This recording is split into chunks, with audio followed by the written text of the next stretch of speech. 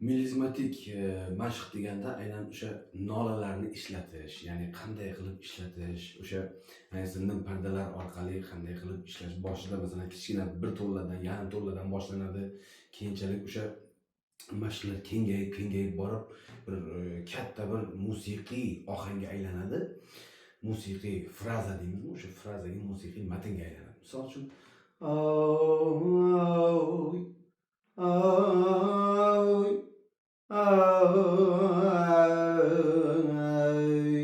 Mana shunaqa bir matnlardan boshlanish kerak. Keyinchalik masalan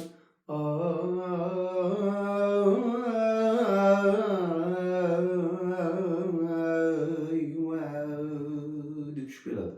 Keyin yana aynan shu boshqa ashulalarda ko'rib chiqadigan bo'lsak, masalan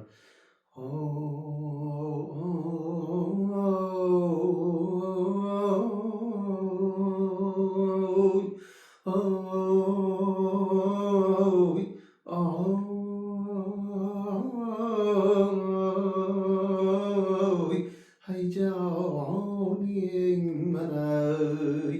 Endi har bir parda ishlanishi kerak. Misol uchun o'sha mana shu frazani hozir o'rgatish uchun kerak bo'lsa, bitta talabaga 1 oy kamlik qiladi. Lekin shuni bosqichma-bosqich ishlatadigan bo'lsa, misol uchun birinchi bosqichi oy, mana shu bir ton o'zi. Keyin ikkinchisi oy,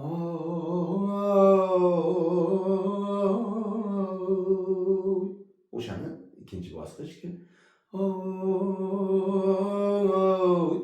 oy,